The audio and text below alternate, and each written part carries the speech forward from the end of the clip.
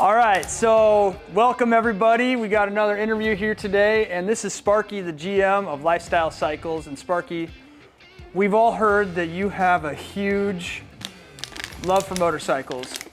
So why don't you tell everybody who you are and what your role is here at the shop. My name's Sparky. I'm the general manager here. Fell in love with motorcycles since I was 13 years old probably, when I built my first bike with my father, which was a 56 Panhead, and I've been hooked ever since. Okay, and talk to me a bit about, you know, some other of the builds that you've built over the years since that first 56 Panhead. I know we got frames on the walls with all your bikes that you've built over the years. Talk to me about some of those favorite projects. Done a ton of them. One of our favorites, that's still my favorite, was the one we did for my buddy Raul. We got a cover on Hot Bike Bagger magazine. That was one of the funnest builds because it was the first big wheel bike me and Junior ever did together, and just kind of learned and did a bunch more after that. What'd you learn on that one? How to make it work. How to put a bunch of How to make it work together? that we've never done before. So it was just a learning curve for both of us. Okay, and then so when you built that, did you source a lot of your materials and stuff from local companies, or? Yes, a lot of local companies. We had assistance with Matt Hotch helping us to figure some of the harder stuff, geometry and stuff like that out.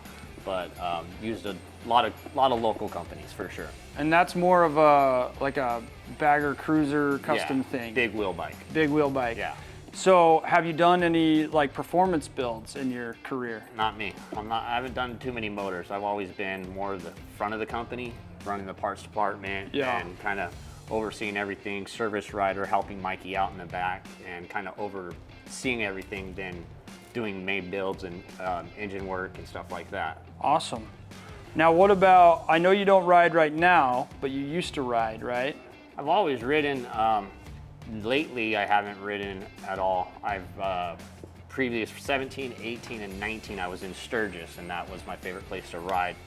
And so you ride out to Sturgis? Yeah. From here? From Anaheim? No, trailer and then ride there. Okay, yeah.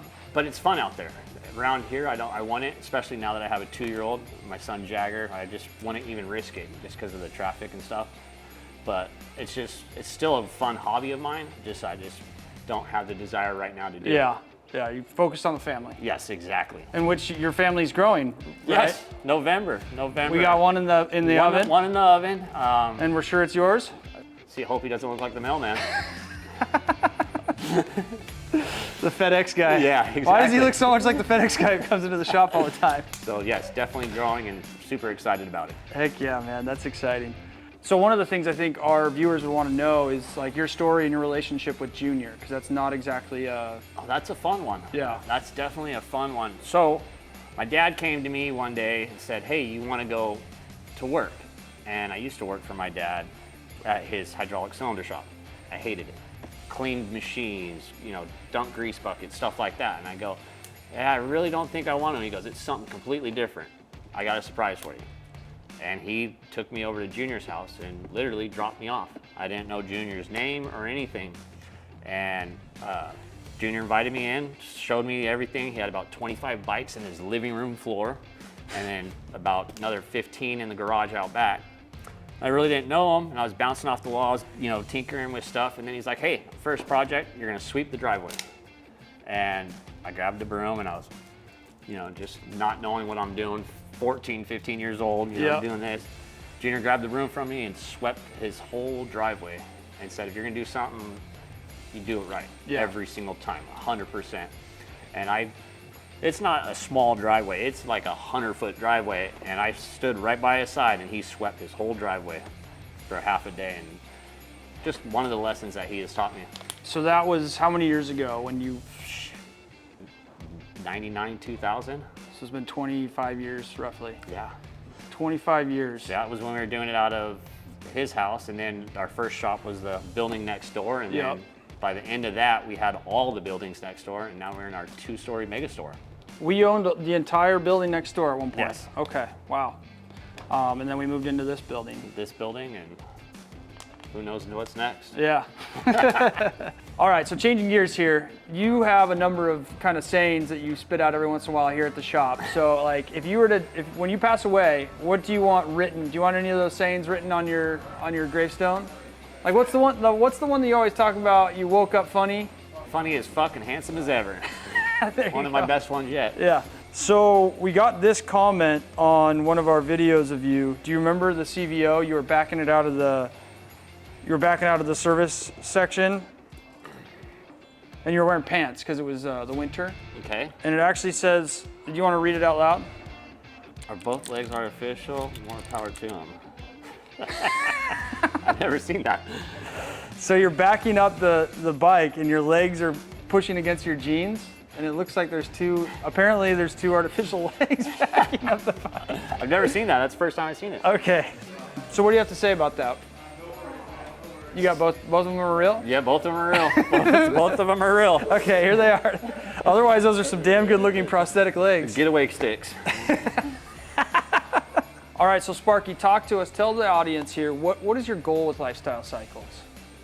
Well, right now, Junior's been teaching me kind of a little aspect in every department and slowly learn to run the actual place. And it's something I thrive for, and that's why I'm so eager to be at work all the time and, I have fun with it.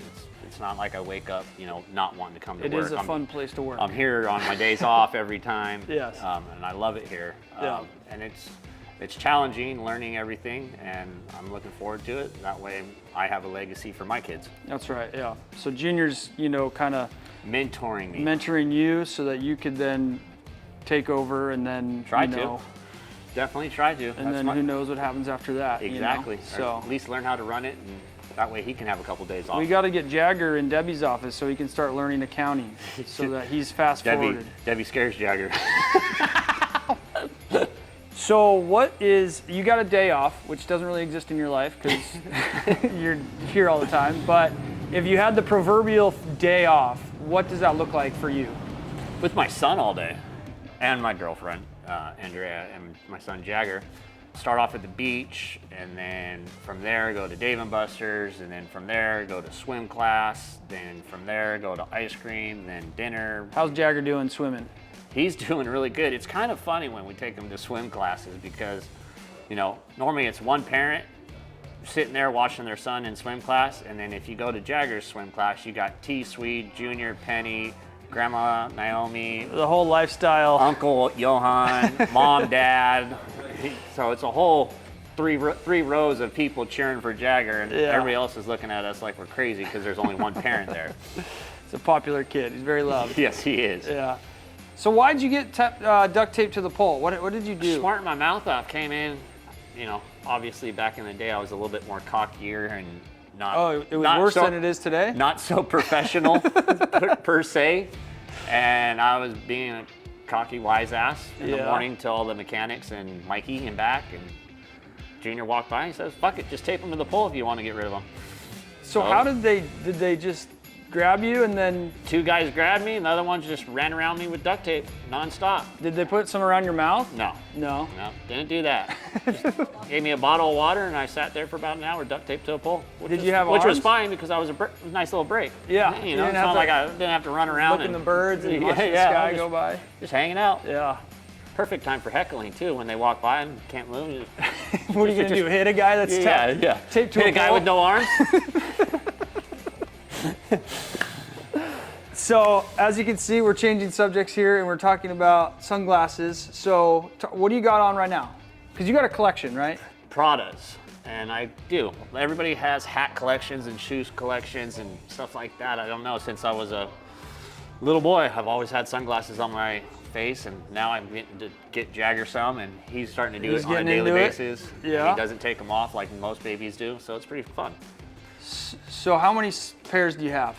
Say good 60 plus. 60 plus? Yeah. Do you sell them ever, or No. do you just buy and keep? Buy, keep, lose. Talk to us about Spike My Bike, the incident that happened at Spike My Bike. Oh, that was something fun. happen? Yeah, we were finishing up on the final day of shoot, and Oh, it was a movie, or it was a TV show? TV show we did. Yeah. Junior was like, hey, go get the pipes for the final shoot, and then we were gonna put the pipes on, fire the bike up.